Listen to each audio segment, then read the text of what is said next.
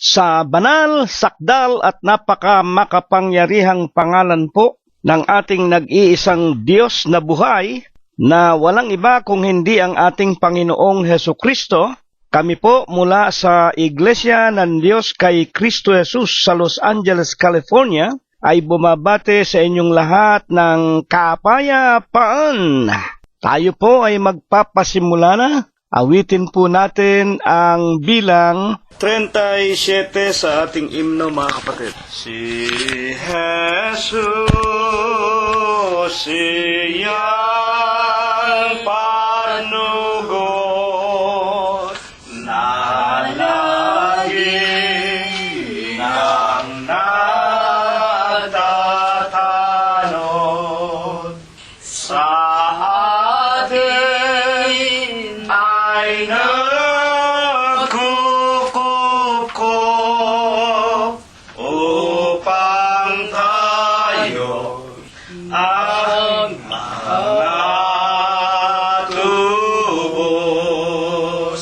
Siyang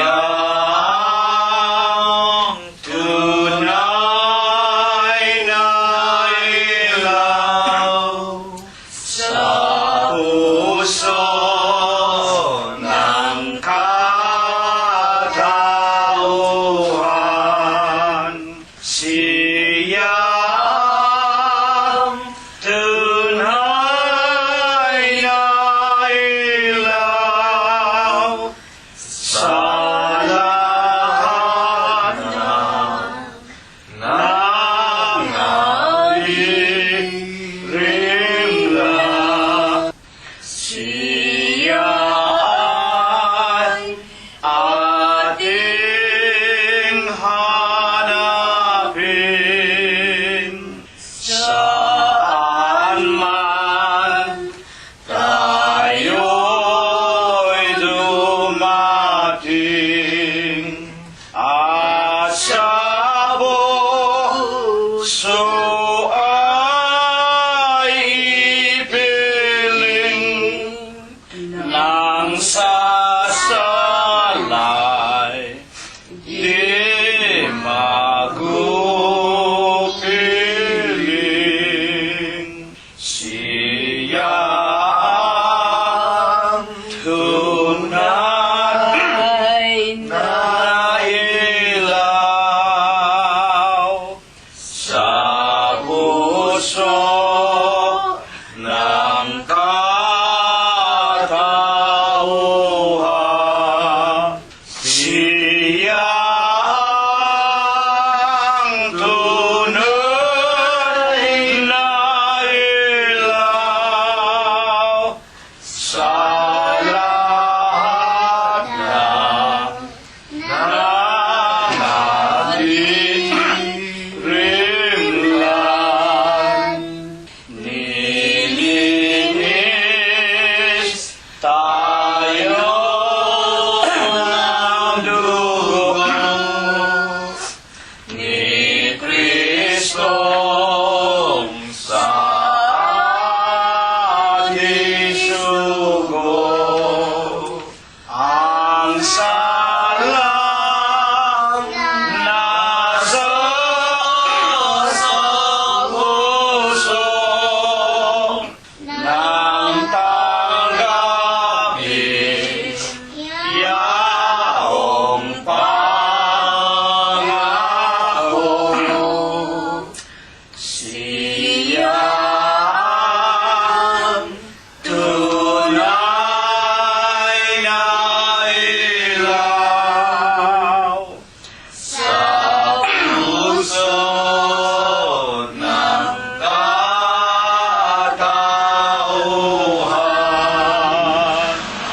Siyang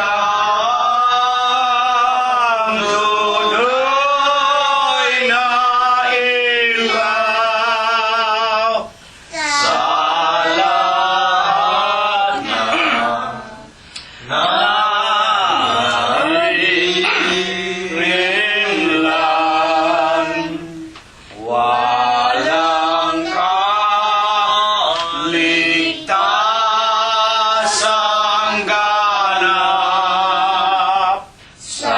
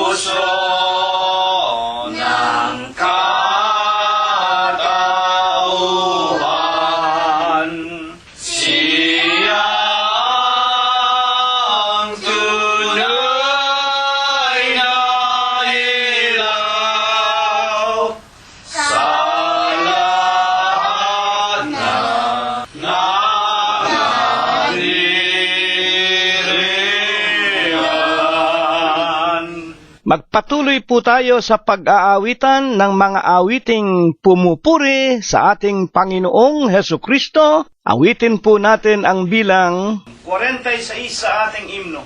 Huwag tayong mga balisa sa ating nakikita. Ang lahat ay nababadya. Araw ay malapit na. O halina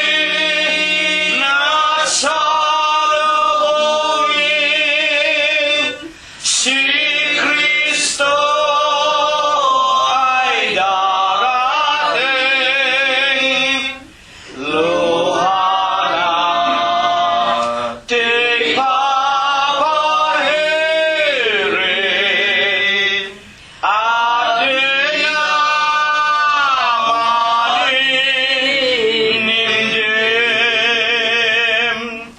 Pag-apaw ng kasamaan, lindol at kahirapan, digmaan at kaguluhan, tanda ng kawakasan. O halina't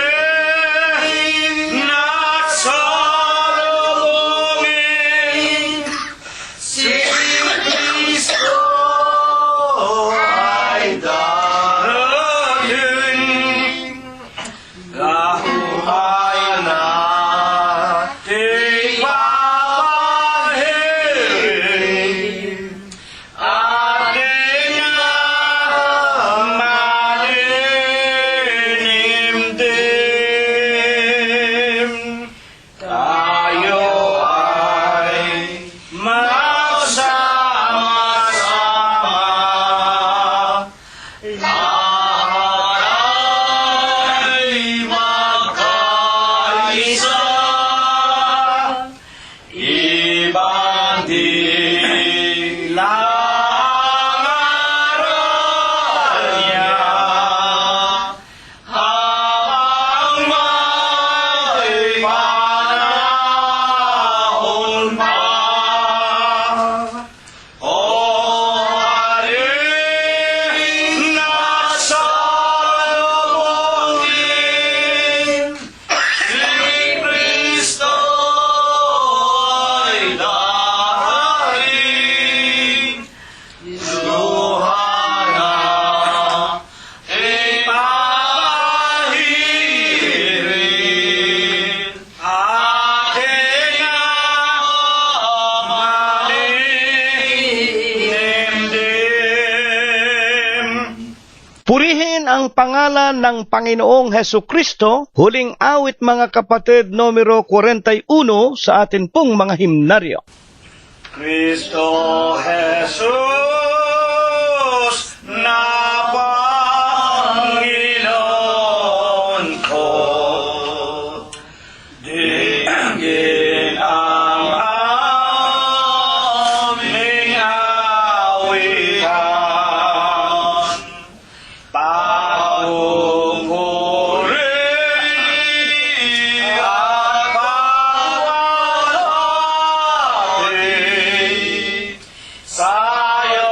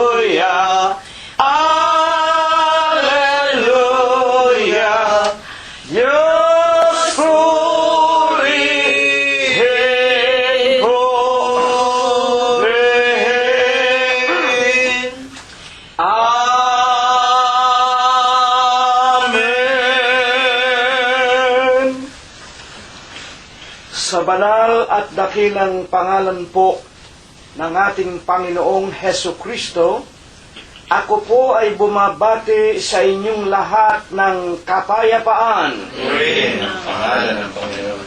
Purihin ninyo ang Panginoon. Purihin ninyo ang Panginoon mula sa mga langit. Purihin ninyo ang Diyos sa kanyang mga kaitaasan. Purihin ninyo siya, ninyong lahat niyang mga anghel. Purihin ninyo siya, buo niyang mga hukbo, mga hari sa lupa at lahat ng mga bayan, mga pangulo at lahat ng mga hukom sa lupa, mga binata at gayon din ng mga dalagang, mga matatanda at lahat ng mga bata. Purihin nila ang pangalan ng Panginoon, sapagkat ang kanyang pangalang mag-isa ay nabunyi, ang kanyang kalwalatian ay nasa itaas ng lupa at ng mga langit. Purihin natin ang pangalan ng Panginoon. Magsiawit tayo sa Diyos ng mga bagong awit at ng kanyang kapurihan sa kapisanan ng mga banal, sapagkat ang Diyos ay nalulugod sa kanyang bayan. Kanyang pagagandahin ang kaligtasan ng mga maaamo. Purihin natin ang pangalan ng Panginoon. Purihin natin ang Diyos sa kanyang santuaryo. Purihin natin siya sa langit ng kanyang kapangyarihan. Purihin natin ang Diyos dahil sa kanyang mga makapangyarihang gawa. Purihin natin ang Panginoon ayon sa kanyang marilab na mga kadakilaan at purihin ng lahat ng mga bagay na may hininga. Purihin nila ang pangalan ng Panginoon. Amen. Amen.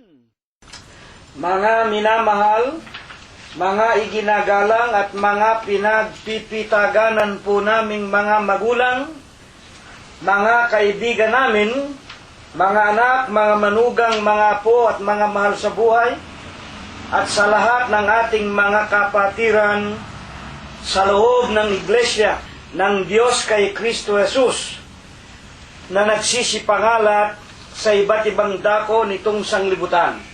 Atin nga pong binabati una sa lahat ang ating mga sariling sangbahayan, ang ating mga kabyak, mga anak, mga manugang, mga apo at lahat ng ating mga kamag-anakan sa laman.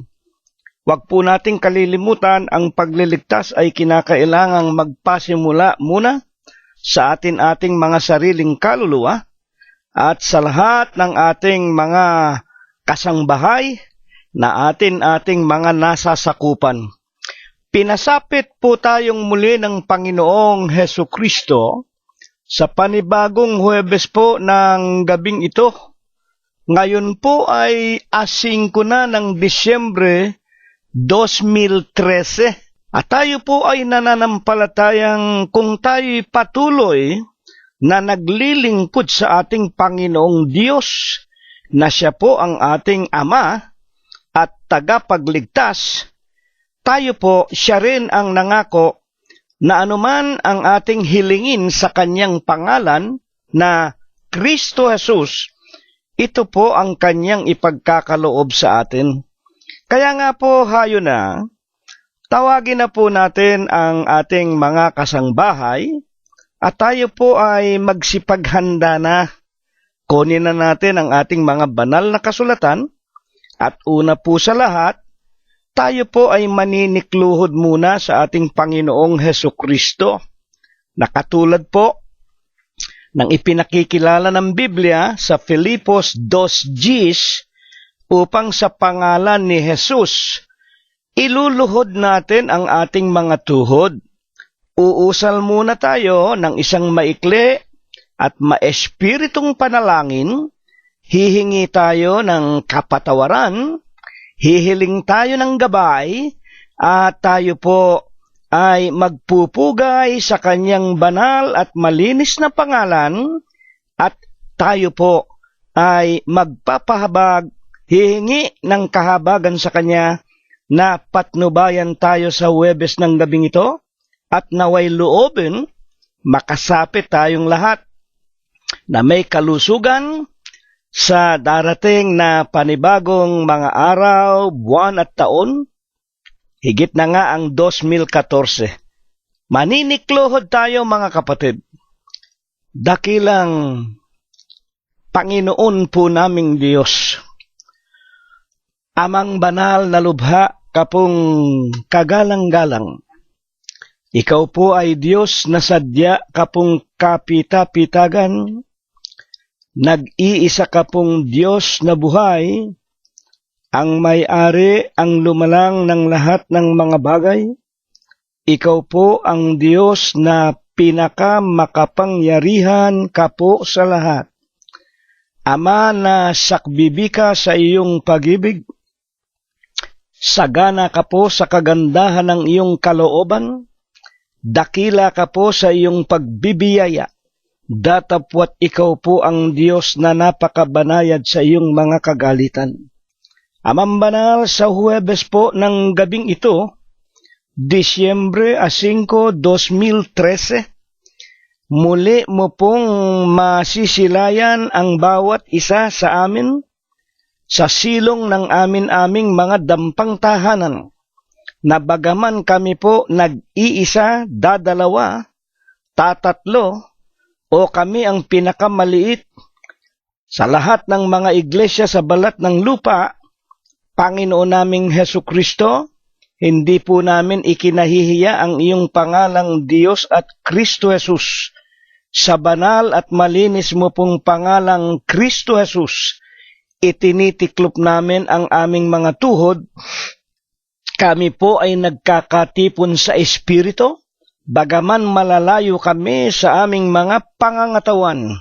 Tanggapin mo po, Ama, una sa lahat, ang aming mga pagsamba, ang aming mga pagpupuri at pagluwalhati sa malinis mo pong pangalan, sa Espiritu mo po at sa iyong kagilagilalas na katotohanan. Panginoong Hesus, maraming salamat po sa iyo sa isang buong taong singkad ng 2013 na idinadalangin po namin na nawa ay patuloy mo pong ipaubaya, iparana sa amin, at sana po, Panginoon, patuloy mong pagkalooban kami ng buhay, kagaling at kalakasan, at loobin mo rin po sanang maragdagan pa ang aming mga hiram na buhay. Sana, Panginoon, tulutan mong makasapit kami sa mga panibagong araw at mga buwan at mga taon sa ibabaw ng sanglibutan. Hindi po upang gugulin sa kalikuan at pagtatampisaw sa mga kalayawan, gagabayan mo lamang kami ng iyong diwang banal, Ama naming Diyos. Masumpungan mong ang bawat ipauutang mo sa aming buhay at kagalingan, magugol namin sa paglilingkod sa iyo, hanggang sa mata mo namin ang ipinangangako mo pong buhay na walang hanggan. Ama, kung kami po'y nangagkulang, kung kami nangagkakasala sa iyo, ituring mo na lamang po kabiglaanan, kamangmangan at kagipitan, at sanhi ng pagiging nasa mga kabataan pa ng halos lahat ng aming mga mahal sa buhay. Aman Diyos, patawarin mo po kami sa aming mga nagawang kasalanan. Sa Huwebes po ng gabing ito, naway kasangkapanin mong muli ang iyong hamak na alipin. Linisin mo po ang kanyang puso, banalin mo po ang kanyang isipan, ilagay mo po sa kanyang kaluluwa ang mga banal na aral na ibig mo, Panginoon, na kanyang maipahayag sa iyong mga tupa na nangangalat sa iba't ibang dako ng magulo at mandarayang sanglibutan. Langkapan mo po ng bisa, bigyan mo nawa ng kapangyarihan ng kanyang tinig, at kung ito'y mapakinggan ng mga kinauukulan, sila man po ay tubuan ng matindi at mga banal na pagkatakot sa iyo. Sila man po ay makasama namin sa iyong banal na iglesia. Sa ikalawang pagparito mo po'y sama-sama kaming lahat na papasok sa ipinangangako mo pong kung saan ka naroroon, kaming lahat ay doroon. Ama, dadalawin mo nawa kami sa araw-araw. Hihipuin mo po ang aming mga pangangatawan. Pagkakalooban mo nawa kami ng buhay, kagaling at kalakasan, higit na nga po sa lahat, daragdagan mo po ang aming mga pananampalataya. Patuloy mo po kaming tuturuan, Panginoon, at ang maraming sa amin, patuloy ng tumatanda at nanghihina, at nalalaman naming nalalapit na kami sa araw ng aming mga kamatayan. Magdalang habag ka po sa amin. Una na nga ang iyong walang kabuluhang lingkod. Mahabag ka, Panginoon, tulungan mong makapaglingkod pa sa iyo at makapangaral pa. Kung baga maaari sa lahat ng taong hinahanap mo, bago ka po maghukom at bago mo ipataw ang iyong dakilang mga kagalitan sa lahat ng mga taong nabubuhay sa mga kalikuan. Ama naming Diyos, sana'y huwag mo ring pabayaan ang aking kabiyak na si kapatid na Rosita, na patuloy na rin pong inaalipin ng pagtanda at ng iba't ibang karamdaman. Iyo rin sanang pagagalingin at palalakasin si kapatid na Prospero at Glenda, si kapatid na Concepcion, si kapatid na Floro, at gayon din, Panginoon naming Diyos, si Robert at Mercedita Henny, si kapatid na Olivia at kapatid na Mirna, si Rogelio, gayon din po si Avelino Jr., si kapatid na Expectacion Valencia, at isinasa mo, ipinapanalangin namin, patuloy mo nawang ingatan, pagpalain, huwag mong iwawalay sa iyong paningin ang lahat ng aming mga minamahal sa buhay, ang lahat ng aming mga anak, mga manugang, mga apo at mga kasangbahay, katulad po ni Emmanuel, ni Bobby, ni Noel, ni Ruth at ni Joel, ni Teofilo, ni Rosemary, ni Flor, ni Irene, ni Cheche at ni Malu, ni JC, ni BJ, ni JR at John Macho, ni Paul Noren at Sarah, ni Micah, ni Laika, ni Joshua, Rebecca at Kay. At idinudulog din namin sa iyo si Prospero Jr., si Chuchay, si Pinky at si Philip, si Enrico, si Abner, gayon din po Panginoon si David at si Daniel Valencia. Kahahabagan mo rin po si Jacob Gonzalez, lalong-lalo na nga po si kapatid na Bayan Guanson, si Lolita Bongay, si Susan Samonte, si Lenlen Buenape, si Jingjing Ilagan, si Fe, si Ador Aquino, si Pido, si Victoria Malangkes, at si Rosemary Lucerna Gonzalez at Flor Bautista Gonzalez.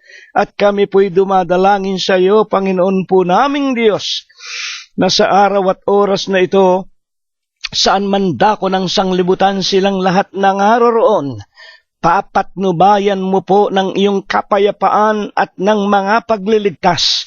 Hindi mo po ipahihintulot sa kamay ng mga taong tampalasan, sa mga disgrasya sa daan, sa kamay ng hustisya at sa lahat ng nangakaumang nakapanganiban. Bibigyan mo rin po sila ng banal na takot sa iyo. Titipunin mo rin po sila sa iyong banal na kawan. Sila po ay aming makapiling sa paglilingkod sa iyo hanggang aming mga kamatayan. Ama, sa mga kamay mo rin po, ipinagtatagubili namin ang amin pong mga tahanan, mga sasakyan at mga mumunting ari-arian, maging ang aming mga halamanan at mga hayupan. Huwag mo po sanang ipahintulot sa mga sunog, sa mga lindol, sa malalakas na ulan, sa mga baha at sa mga daluyong, sa kamay ng pamahalaan, sa mga digmaan, sa mga magnanakaw, lalo na nga po sa aming mga masasamang taong kapitbahay. Amang banal, lubos kaming umaasa, lubos kaming nananampalataya. Sa Huwebes ng gabing ito'y pakakainin mo po kami at muli mong paiinumin ng iyong mga salitang lipos ng espiritu at ng buhay. Kami pong lahat iyong binabasbasan at binibendisyonan. At ipinagpapasalamat din namin, Ama, na patuloy mo pang pinalalakas, pinagagaling si kapatid na Aurora Domingo Gonzales. Gayon din po ang aming balaing Gloria Lucerna. Salamat po sa iyo, Ama. Ang lahat po ng ito, Dinadalangin po namin, ipinakikiusap namin, minsan pa iyong ibebendisyon sa aming lahat. Sa pangalan mo pong Kristo Jesus, magmula po ngayon at magpakailanman. Amen. At ngayon ay atin na pong ihanda ang atin pong mga banal na kasulatan at ihanda na rin ang ating mga kaluluwa. Magpapasimula na po tayo sa ating mga pananambahan. Sa makatwid po baga ang pakikinig ng mga banal na aral ng Diyos na higit na mahalaga kaysa mga handog, kaysa mga abuloy. Kaya nga po sa loob ng Iglesia ng Diyos kay Kristo Jesus, tayo po ay hindi nakakalimot na makikinig ng tinatawag na mga aral na inihanda ng Panginoong Hesus sa kanyang kaharian sa langit sa mga huling araw na ito. Ito po ang pinakamahalaga. Hindi po tayo maililigtas ng mga pagtuturok ng kandila, ng mga rosaryo, ng mga bande-bandera, ng mga kung ano-anong mga borloloy na inilalagay ng mga dekorasyon ng mga tao sa kanilang mga simbahan at mga katedral. Ang lahat po ng yan ay walang kabuluhan. Ang pinakamahalaga po na siya nating katampatang pagsamba ay ang pakikinig. Sa unang Korinto 15:1-2, ligtas kayo kung mataman ninyong sinusundan ang ebanghelyo na sa atin ay ipinangangaral ng Panginoong Hesukristo. Sa Huwebes po ng gabing ito, buksan na po natin ang ating mga banal na kasulatan sa aklat po ng Mateo 24:14 at ipangangaral ang ebanghelyong ito ng kaharian sa buong sanglibutan sa pagpapatotoo sa lahat ng mga bansa at kung magkagayon ay darating ang wakas. Itong mabuting balita ng kaharian ay ipangangaral. Ito po ang pinakahuling bahagi o pinakalundo ng sermon ng nakalipas na linggo. Ang talagang pinakapalatandaan ng ikalawang pagparito, ang buong sanglibutan po ay nadaya ng dyablo. Walang humahanap sa Diyos, walang matuwid, wala kahit isa, sapagkat ang naghahari na nga po ang kadiliman, si Satanas, sa pamamagitan po ng mga bulaang relihiyon o mga bulaang mga mangangaral na nagdulot ng kadiliman sa buong lupa. Ang buong sanglibutan nahirate sa kalayawan, sa kasalanan. At ang wika nga po nung nakalipas na linggo, kung saan naroon ang mga patay, naroon ang mga uwak o ang mga vulture, yung mga kumakain ng mga patay na laman ng hayop at ng patay ng mga tao, kung natatandaan po ninyo. At dahil nga po ang buong sanglibutan, ang lahat ng tao nagumon sa kalayawan, ang wika ng ating pag-aaral ang nagpapakabuyo sa kalayawan bagaman mga buhay sila ay mga patay. Kaya nga ang buong sanglibutan, ang lahat ng tao sa huling araw, itong mga panahong ating ginagalawan, puro zombie, living dead, puro patay po. Kaya ang mga tao hindi nakakaintindi, hindi nakakaunawa, kaya sila po ay nahirate sa pagsamba sa mga larawan, sa mga Diyos-Diyusan, sa mga tao, sa mga pamamahala ng mga nagsasabing sila'y sugong anghel, si Kristo'y tao, at sa sari-saring mga namiminuno ng kadiliman. Nang wika sa Efeso 6:12, ito ang ating kalaban.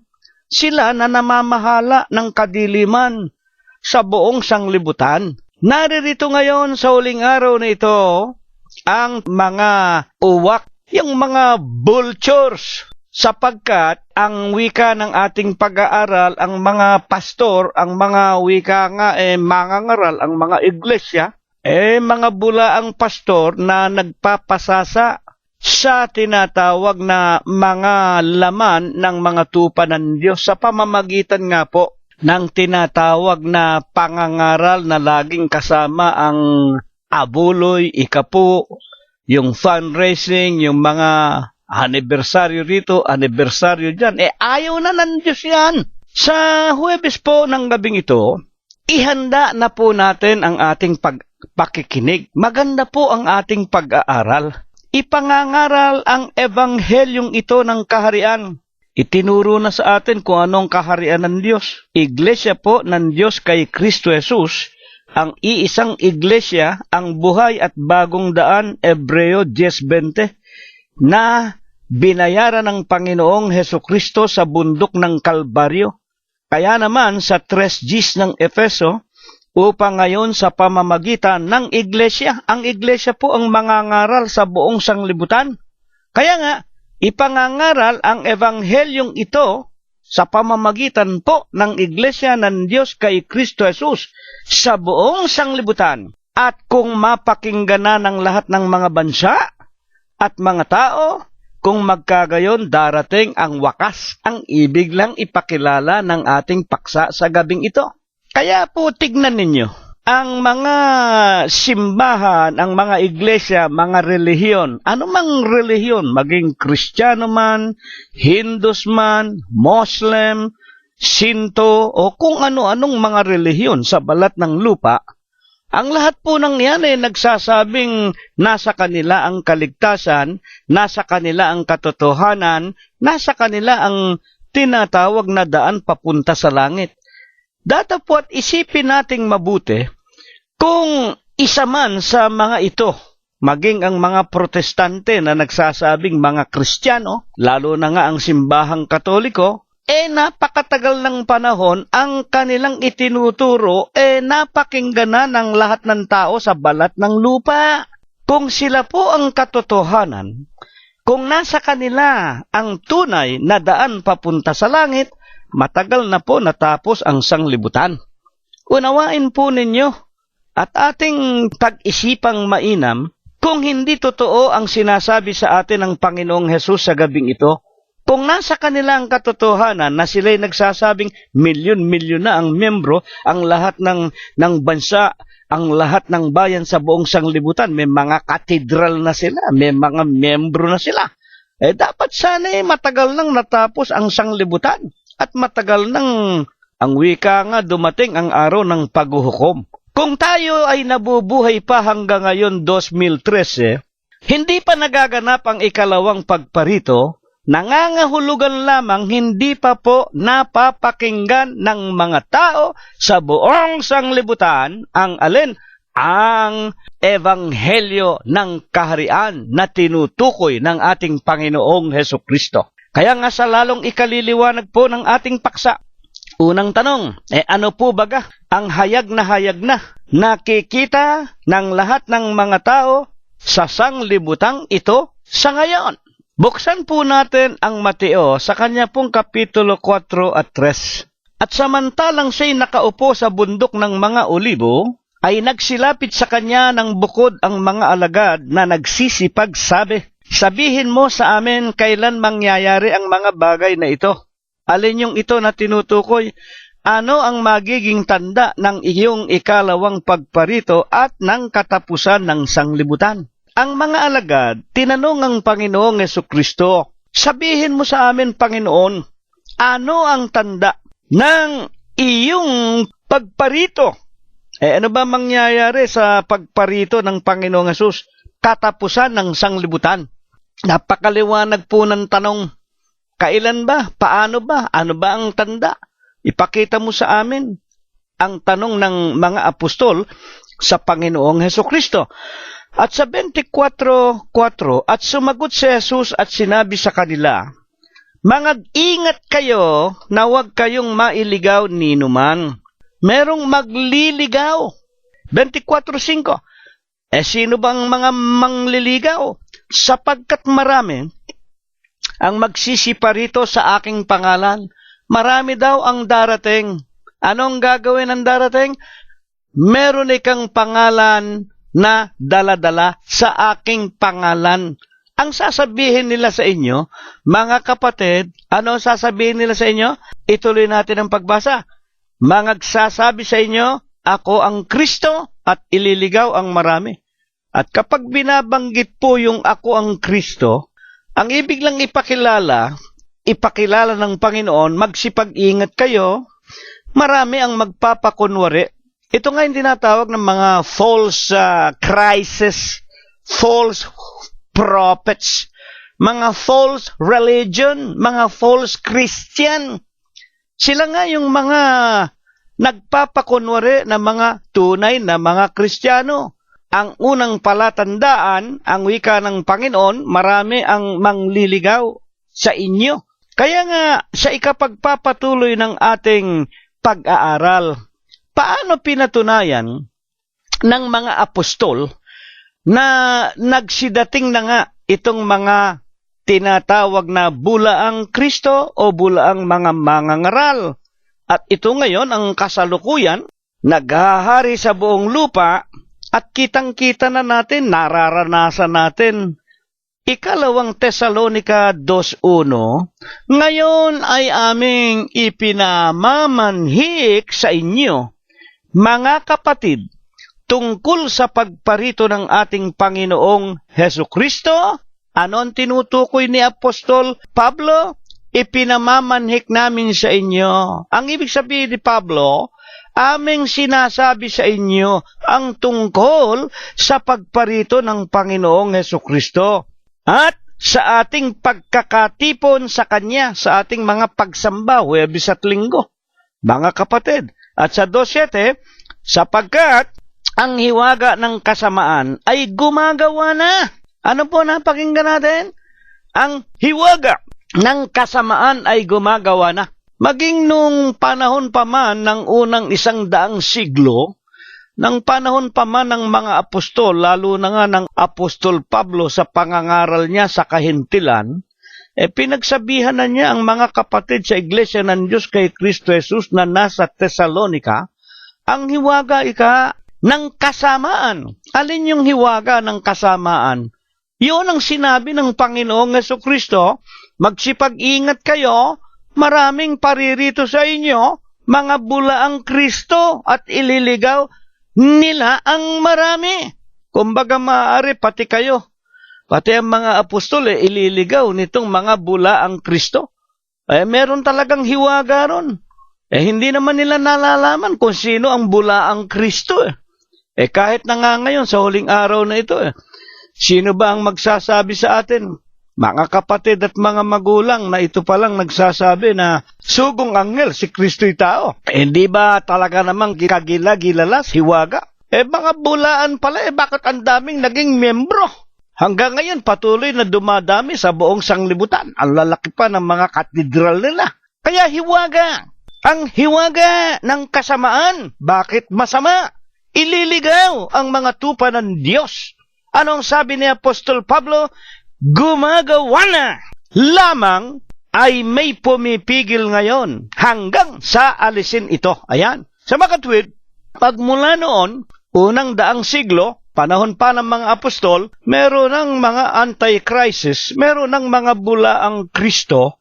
Hanggang ngayon, 2013 na, naghahari pa rin sa buong sanglibutan, hindi pa naaalis. Merong pumipigil. Ngayon, una po nating itanong, alin po baga o ano po baga ang hiwaga ng kasamaan na gumagawa na at laganap na sa buong sanglibutan magmula pa noong araw at lalo na nga po ngayon na nagpapahiwatig sa atin na malapit na ang araw ng katapusan ng sanglibutan?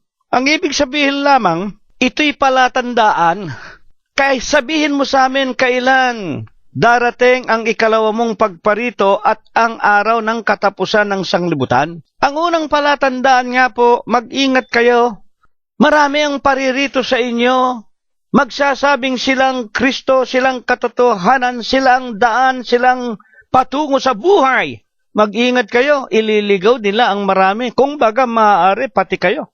Ang wika ng Panginoong Hesukristo. Ngayon, sinabi ni Apostol Pablo, dumating na ang hiwaga ng kasamaan.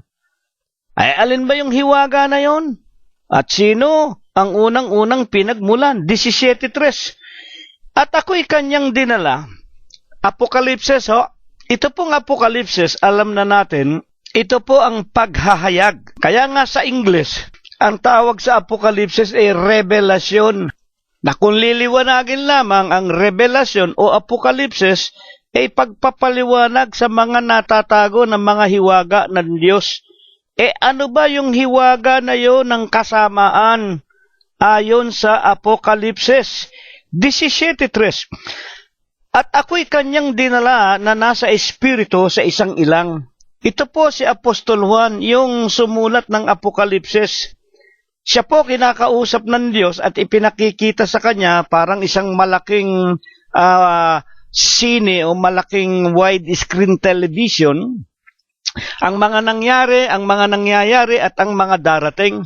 At sa pagkakataong ito, ipakikita sa kanya ang isang pangitain na ito nga ang kumakatawan doon sa bulaang propeta o bulaang relihiyon.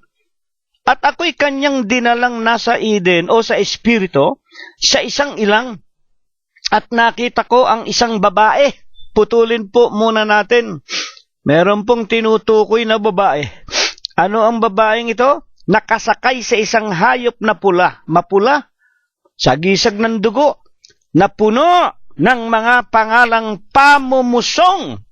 Mga kapatid, yung babae nakaupo sa kabayo, mapula, at may pangalan ng pamumusong. Pag sinasabing pamumusong, pagsasalita ng mga salitang karumal-dumal at laban sa Diyos o sumasawata sa mga katotohanan na mga salita ng Diyos, puno ika ng pangalang pamumusong. At ano ang anyo niya? May 7 ulo. Merong 7 ulo at 10 sungay. At nalalaman po natin kung ano ang 7 ulo, ito'y malimit nating mapakinggan. At ang wika sa Apokalipsis at ang hiwaga ng 7 ulo ay ang 7 bundok na kinauupuan ng babae, mga kapatid. At kapag binabanggit yung salitang babae, ang ibig pong sabihin ng babae sa espiritual na pagpapaliwanag sa 2 Korinto sa kanyang 11:2, sapagkat ako'y naninibugho tungkol sa inyo ng panibughong ukol sa Diyos, sapagkat kayo, ang kausap po rito yung mga kapatid sa iglesia, sapagkat kayo ay aking pinapag-asawa sa isa upang kayo ay maiharap ko kay Kristo na tulad sa dalagang malinis. 2 Korinto 11:2. Sa makatwid, kapag ang salitang babae ay ginagamit po sa talinghaga o sa hula o sa pangitain sa banal na kasulatan, yaon po ay kumakatawan sa sa iglesia. Babae. Sa makatwid, ang babaeng ito nakaupo sa isang hayop na mapula na may 7 ulo at 10 sungay. Na naroon po sa 7 bundok, ito po pala ay iglesia, mga kapatid at mga magulang.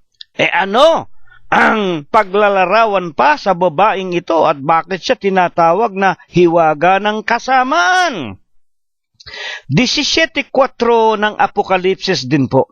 At nararamtan ang babae ng kulay ube at ng pula at nahihiyasa ng ginto at ng mga mahalagang bato at mga perlas. Putol muna. Sino ba ang relihiyon o iglesia na nakikita natin yung kanilang mga leader, yung mga arsobispo? Unahin mo yung mga papa, yung mga kardinal, yung mga arsobispo, napupuno ng hiyas. Lalo na yung korona ng Papa sa Roma. Yun daw po napakamahal. Purong ginto, nahihiyasa ng ruby, ng perlas, ng diamante, berilo, lahat ng mamahaling bato nakakapit dyan. Sa korona ng Papa sa Roma na iyan. Ang babae daw, ang iglesia, nakasuot ng kulay ube, ng pula. Sa makatwid, sino ba nakikita nating mga mangangaral na may kulay ube? O hindi po ba? Huwag kayong magagalit, walang libelo dito. Ako po'y nagsasabi ng totoo.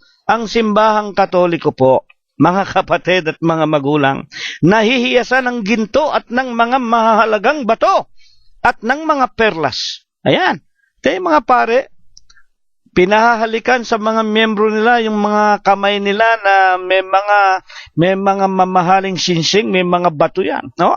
Mga perlas na sa kanyang kamay ay may sarong ginto na puno ng mga kasuklam-suklam. Literally speaking, wala pong pamisa ang simbahang Katoliko kung wala yung sarong ginto nila. Yan laging iniinuman ng Papa na nilalagyan ng mompo, ng alak. At yun daw ang tinatawag nila Holy Eucharist, dugo raw ni Kristo. At yung kanilang istampita na biskwit, mga kapatid, yun daw ay laman ng Panginoong Jesucristo. At yan ay araw-araw ginagawa nila.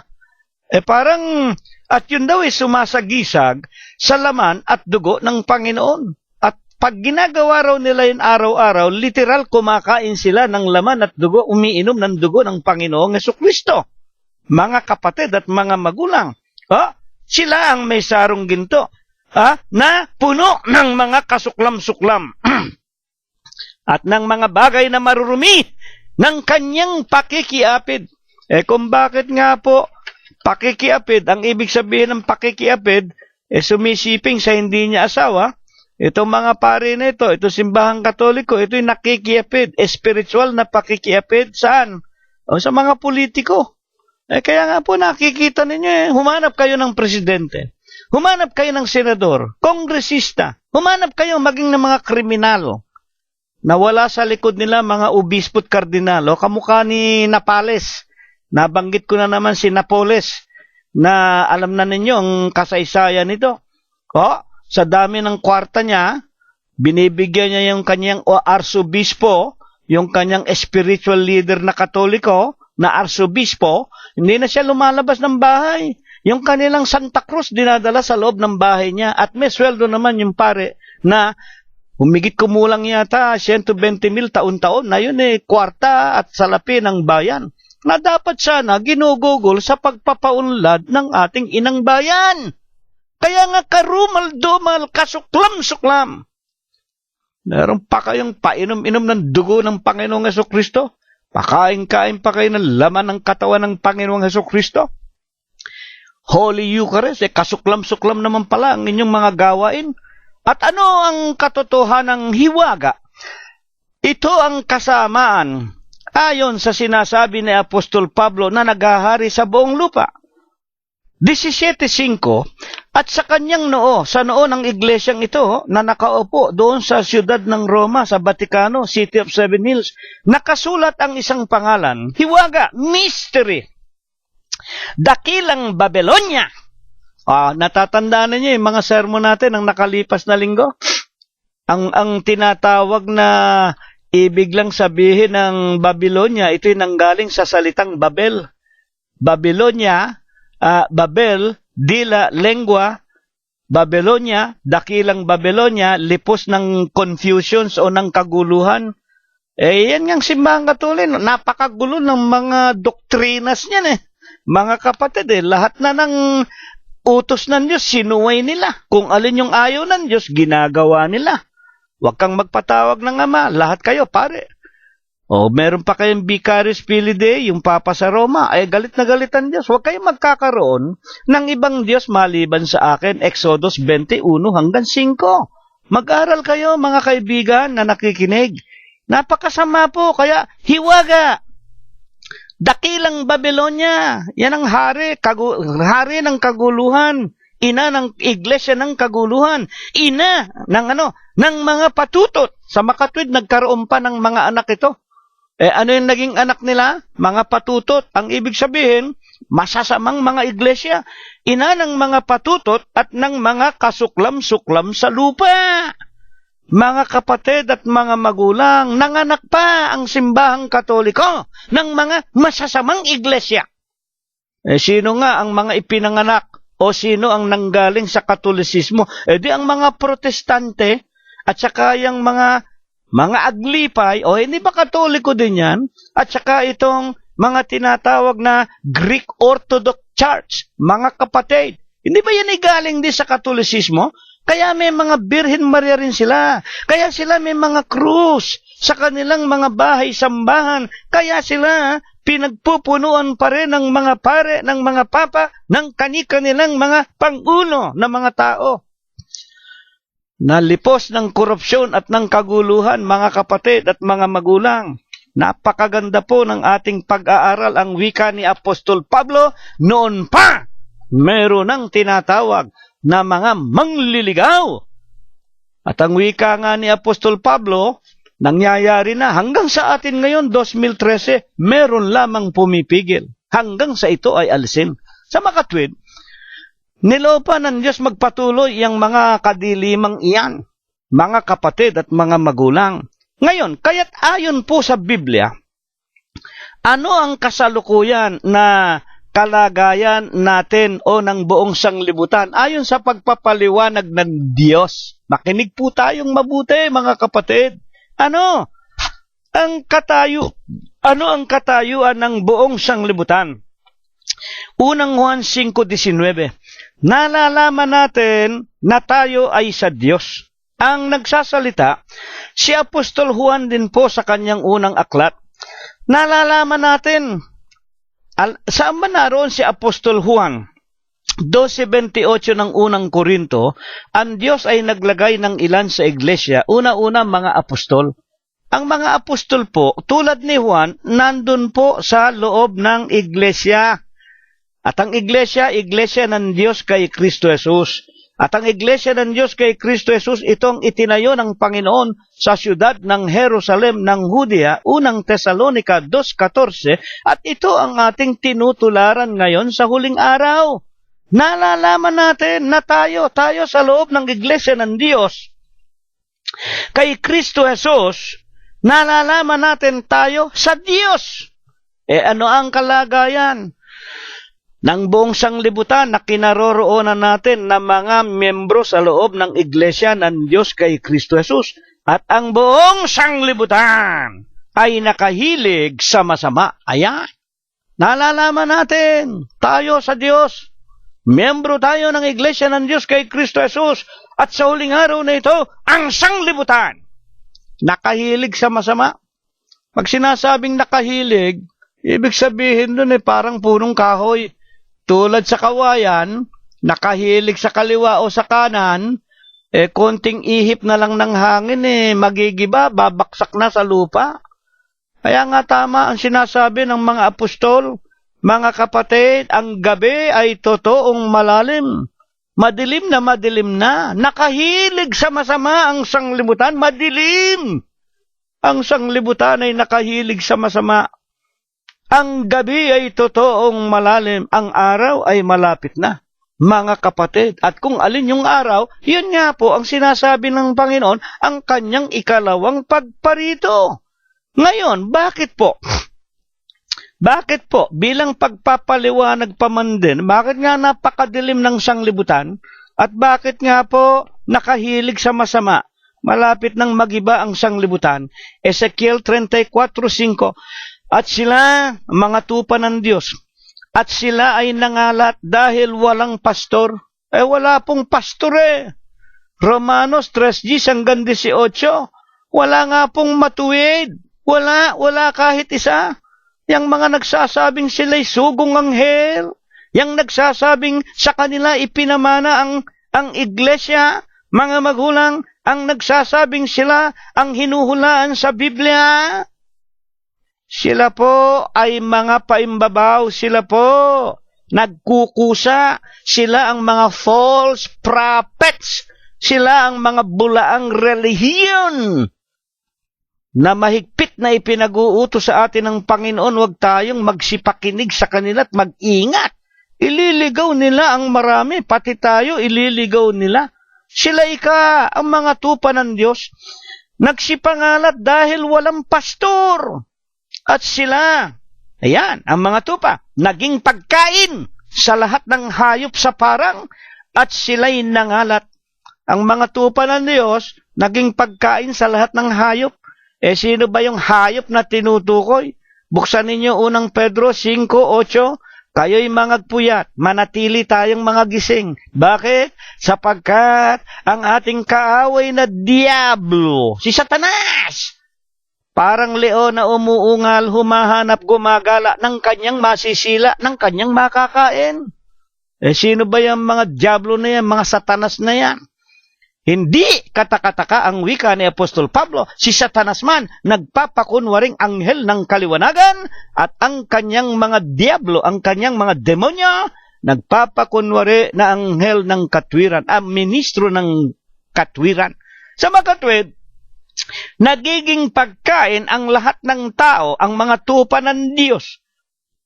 Mga kapatid at mga magulang, nadadaya, nagiging pagkain, ng Diablo, ni Satanas, at ng kanyang mga kampo ng mga demonyo, na nagpapakunwaring mga ministro at mga sugong anghel daw. Kaya nakapaghihinanakit Ang mga tao, walang malay. Ang mga tao, walang inisip kung hindi makarating sila sa langit. Ang mga tao, umaabuloy. Ang mga tao, ibinibigay ang kanilang buhay. Ang mga tao, ipinaglilingkod ang lahat alang-alang sa pag-asa na makakarating sila sa buhay na walang hanggan. At dahil nga sa pag-asang ito, nadaraya sila ng mga bulaang iglesia, bulaang relihiyon, mga bulaang diablo. Na ang wika pa man din ni Apostol Pedro, sa pamamagitan ng kanilang mga talumpate at magagaling na mga sermon, dinadaya ang mga puso o ang mga kaluluwa ng mga walang malay. Kaya ang daming magagaling na mga nangangaral sa telebisyon, ang daming mga mangangaral mahuhusay magsalita, kaya naloloko nila milyon-milyon. Punta kayo sa Luneta, doon tayo mananalangin, bibili kayo sa amin ng panyo, bibili kayo sa amin ng kandila, bibili kayo sa amin ng rosaryo, bibili kayo sa amin ng payong, kung ano-anong parapernalya. Ang mga tao naman, bili ng bili. Bakit? Gusto kong makarating sa langit Well, kaya naloloko ang mga tao. Sila'y naging pagkain sa lahat ng mababangis na hayop. Ang wika ng talata sa Ezekiel 34:5 at sa 6, ang aking mga tupa, nagsilaboy sa lahat ng bundok at sa lahat ng matataas na burol. Naghahanap nga ng kaligtasan Oo, ang aking mga tupa nangalat sa buong ibabaw ng lupa at walang magsiyasat o humanap sa kanila. Sila'y naging pagkain sa lahat ng mababangis na hayop sa sanlibutan. Mga kapatid at mga magulang, naging pagkain ng masasamang iglesia. Kaya sila naging biktima, naging salapian sila. Ang katulad nila, yung sinasabi ni Dr. Jose Rizal, sa sulat sa kadalagahang taga-Malolos, magsiyasat kayo, magtanong kayo, isipin ninyo, baka ang inyong mga pagkakilala at mga reliyon makatulad kayo sa mga baka na pinatataba para magatasan lamang kayo. Magbasa kayo, pati ang mga sulat ng mga bayani natin, may kinalaman sa reliyon yan. Si Dr. Jose Rizal, kinasangkapan ng Diyos. Para ang bansang Pilipinas mabuksan din sa katotohanan. Ngayon, ito'y upang matupad din naman ang sinasabi ng Panginoong Hesukristo. Kapag ang sanglibutan ay nasasakop na ng kadiliman o kapangyarihan ni Satanas, mga kapatid, ano ang tinatawag ayon sa Panginoon, hayag na mararanasan at makikita nga nating mga tao. 24:28. Saan man naroon ang bangkay, makinig tayo, kung saan man naroon ang bangkay, ito nga po yung sermon natin nung nakalipas na linggo, karugtong nga po ito Kung saan naroon ang bangkay, where the carcass is, kung saan naroon yung katawan na nabubulok, katawan ng hayop, katawan ng tao, doon na nagkakatipon ang mga uwak. The vultures are there. Ang wika sa English. Ano ba nangyayari ngayon sa kasalukuyan, mga kapatid? Buksan muna natin ang Romanos 16:18. Sapagkat ang mga gayon, hindi nagsisipaglingkod sa Kristong Panginoon, kundi sa kanilang sariling tiyan at sa pamamagitan ng kanilang mabubuting pananalita at maiinam na mga talumpatay, dinadaya ang mga puso ng mga walang malay. 16:18 Romanos. Inulit yung isinulat ni Apostol Pedro. Mga kapatid, sa pamamagitan ng kanilang magagandang mga talumpatay, dinadaya nila ang pag-iisip ng mga taong walang malay na wala namang pagkakasala kung hindi ibig lamang nilang makarating sa langit. Pero itong mga taong ito, inaakala mong silang magtuturo ng katotohanan. Iniisip nila itong magbibigay ng mabubuting halimbawa. Iniisip nila ito ang mga banal na kailangan nilang tularan. Ito pa nakikita ng mga tao, mga magnanakaw, mga maimpluwensyang mga pastor, obispo at mga iglesia, ipinagbibili yung kanilang mga boto tuwing araw ng eleksyon. Kaya yung mga iglesia na yan, ang lalaki ng lupain, ang lalaki ng ari-arian, may jet plane, merong tinatawag na mga mansyon sa iba't ibang dako ng sanglibutan, yung mga anak na nag-aaral sa mamahaling mga kolehiyo sa buong sanglibutan. Pero ang mga membro, naghihikahos, naghihirap, ang wika sa Ezekiel, pinagpupunuan ninyo ang aking mga tupa na may kabagsikan. Mga kapatid, hindi lang pinagpupunuan na may kabagsikan, inaasawa pa, inaanakan. Ginawa pang sardinas yung kanyang anak dun sa kanyang babae. Drug addict na, drug pusher pa. At ang marami naman dyan yung mga arsobispo, kardinal sa likod ng mga presidente, senador, kongresista, mga kapatid at mga magulang. Kaya nga saan napapapunta ang mga tao? Sa kaguluhan, sa kawalan ng kapayapaan. Ngayon, sa mga huling katanungan po natin, pagkatapos na maliwanagan natin na talagang maghahari muna sa sanglibutan ang kadiliman, mga kapatid, hindi pa ibibigay ang hatol, may pumipigil pa. Ang wika sa ating pag-aaral.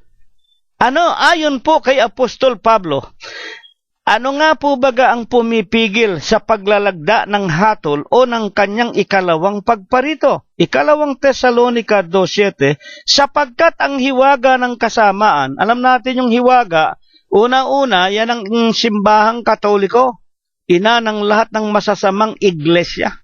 At ibig kong matutuhan natin, ang simbahang Katoliko ay hindi bumangon sa lupa kung hindi nang makaraan muna ang halos 500 taon pagkatapos ng pangangaral ng Panginoong Jesucristo at ng mga apostol. Dadapot ng panahon ni Apostol Pablo kung bakit sinasabi niya, humingi kumulang anyo 60-69, kung bakit sinasabi niya ngayon ay gumagawa na ang hiwaga ng kasamaan. Noon pa mampong mga araw na yon, meron ng mga tao. At ang iba puro na nanggaling din sa iglesia ng Diyos kay Kristo Jesus. Merong mga taksil na obispo, mga kapatid. Ipinagbili ang ating Panginoong Jesucristo. Mga kapatid at mga magulang, noon pa man, binubuo na yan.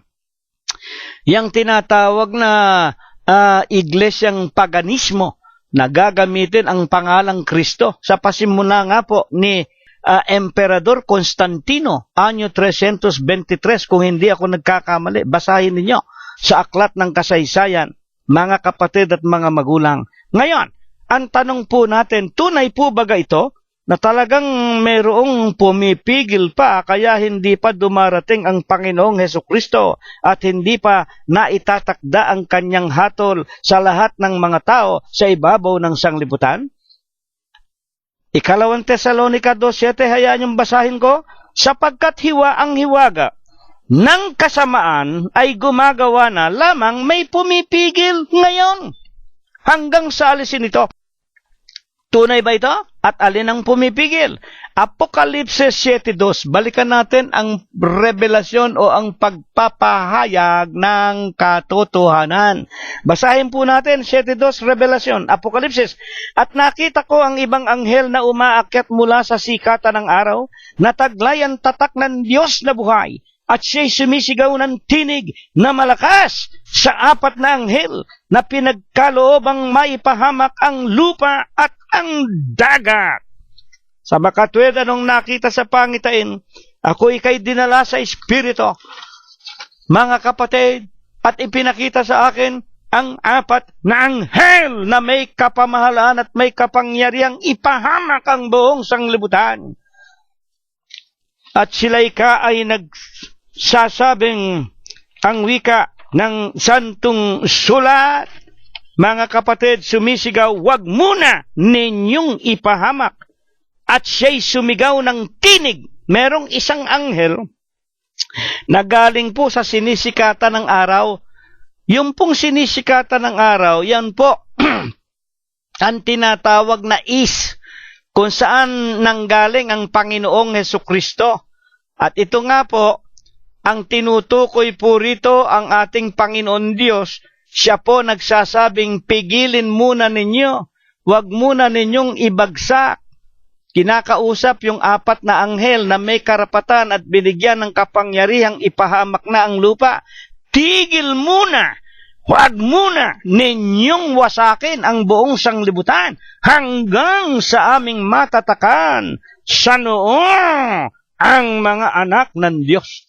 Mga kapatid, teka muna, tigil muna. Huwag muna, hindi muna paghuhukom, hindi muna darating ang Kristo. Meron pang hinahanap ang Panginoong Hesus. At ito nga po yung sinabi ng Panginoon. Una sa 12 apostol, huwag kayong lalabas ng Samaria. Huwag kayong lalabas sa iba't ibang dako, maliban sa Israel. Isinusugo ko kayo upang hanapin ninyo ang mga nawawalan tupa sa bahay ni Israel. At sa Apokalipsis nga po, natagpuan na yung mga Israelita. 7:4, nakita ko ang bilang ng natatakan, 144,000, tigla 12,000 sa bawat isang angkan ng Israel, 12 angkan, 12 times 12, 120,000, 144,000. Mga kapatid, 144,000, 12 times 12, 144. Mga kapatid, ang bilang ng mga natatakan sa mga angkan ni Israel doon sa unang pagpapahayag ng Iglesia ng Diyos sa siyudad ng Jerusalem at sa buong Israel, nasumpungan na. Pero sa ikalawang pagparito, ang tinutukoy na po rito tayo ng mga hintil. Huwag muna ninyong gibayin ang buong sanglibutan hanggang aming matatakan sa kanilang mga noo ang mga anak ng Diyos. Ang tanong po natin ay ito, mga kapatid. Kaya nga, ano nga po baga ang hinihintay pa? Ulitin natin ang Apokalipsis 7:3 na nagsasabi, huwag ninyong ipahamak ang lupa, kahit ang dagat, kahit ang mga punong kahoy, hanggang sa aming matatakan sa kanilang mga noo ang mga alipin ng ating Diyos. Kaya merong pinipigil pa ng Diyos. Kaya nga't ano nga po baga, ang hinihintay pa ng sanglibutan na kailangang maganap upang maibugso na ng Diyos ang kanyang paghuhukom o ang kanyang ikalawang pagparito. Mateo 24:14, at ipangangaral ang ebanghelyong ito sa buong sanglibutan, at kung magkagayon, darating ang biglang pagkawasak. Ayan. Kaya nga po, ang iniintay na lang ang ebanghelyo ng kaharian. O itong ipinangangaral po namin na mga iglesia kami ng Diyos kay Kristo Jesus, ito na lang ang iniintay. I-share naman ninyo. Pinaabot na nga tayo sa kapanahonang may internet na. Wala naman kayong gagawing nakikinig kung hindi i-share ninyo sa inyong mga kamag-anak na may internet. Mga kapatid, ibalita ninyo, ipangaral ninyo, ipahiram ninyo mga CD-ROM para makarating sa lahat ng tao sa lupa, kung paano ang panahon ni Nunong Noah, gayon din naman sa araw ng Panginoon sa huling araw na ito. At ano po ang tatak na itatatak sa mga noo ng mga anak ng Diyos kapag sila'y sumampalataya? Ang wika ng Panginoon, magsihayo kayo. Ipangaral ninyo ang aking ebanghelyo. Ang sumasampalataya at mabautismuhan sa pangalan ng Ama, ng Anak at ng Espiritu Santo, magkakaroon ng buhay. Ang ayaw sumampalataya at ayaw magpabautismo'y parurusahan. Saan? Sa impyerno. Sa makatwid, ano itatatak? 14:1, Apokalipsis. At tumingin ako, at narito ang kordero'y nakatayo sa bundok ng Sion, at ang kasama niya'y 144,000, may pangalan niya. Ano bang pangalan ng kordero? Kristo Jesus. At pangalan ng kanyang Ama na nasusulat sa kanyang noo. Ano ba ang pangalan ng Ama? Diyos. Ano ang pangalan ng Anak? Kristo Jesus. Kaya nga ano nakatatak sa noo ng mga alipin ng Diyos? Iglesia ng Diyos kay Kristo Jesus. Sa unang Tesalonica 2:14, ito ang sinasabi ni Apostol Pablo, tinutularan ninyo ang Iglesia ng Diyos kay Kristo Jesus. Kaya nga tayo sa huling araw, hindi kailangang gumastos ng salapi, hindi kailangang magpakahirap lalabas pa ng tahanan para pumunta sa mga katedral, magkaroon pa ng tinatawag na mga social activities. Ang lahat ng yan ay walang kapangyarihan. Ang pinakamakapangyarihan, ang makikinig tayo ng mga salita ng Diyos, anuman ang kalagayan natin, anuman ang katayuan natin, tayo man ang pinakamahirap, tayo man ang pinakamasama, tayo man ang pinakamakasalanan. Kung nakikinig tayo ng mga salita ng Diyos, ito'y ating tinutupad. Ito po, mga magulang, magbubunga sa atin ng buhay na walang hanggan. At dito tayo inaanyayahan ng Diyos. Magsama-sama tayo, mga kaibigan namin. Kapag kayo nanampalataya at tinanggap ninyo ang Kristo sa inyong mga buhay o ang Panginoon sa pamamagitan ng pakikinig at ng pananampalataya, sabihin ninyo sa amin kung kailan nyo gustong tumanggap ng banal na bautismo, paglulubog ng masama ninyong pagkatao sa ilalim ng tubig, at pagbangon ninyo sa tubig, kayo ang ipinanganak na muli ng Iglesia ng Diyos kay Kristo Jesus, Ama, Anak, at Espiritu Santo. Ito nawa ay pagpala. Ito nawa ang ibasbas sa atin ng Diyos magmula ngayon, magpakai kailanman. Amen. At ngayon po, bago tayo maghiwa-hiwalay, tanggapin po nating muli ang walang hanggang pag-ibig, ang walang hanggang pagbibiyaya, ang pakikipisan, ang kaaliwan, ang pamamatnubay at ang kagalingan. Gayon din ang hindi maulatang banal na biyaya, basbas at bendisyon, pagliligtas at pagpapagaling ng kanyang banal na espiritu. Tunawa ang muli niyang ipagkaloob sa ating mga mag-aanak, mga magkakaibigan, mga magkakapatid, at sa buong kalaganapan ng Iglesia ng Diyos kay Kristo Jesus, magmula ngayon, magpakai kailanman. Amen. Kapayapaan po ang sumaatin. Purihin ang pangalan ng Panginoong Hesukristo hanggang sa darating na linggo po kung tayo po ay binubuhay pa. Maraming salamat po sa inyong lahat.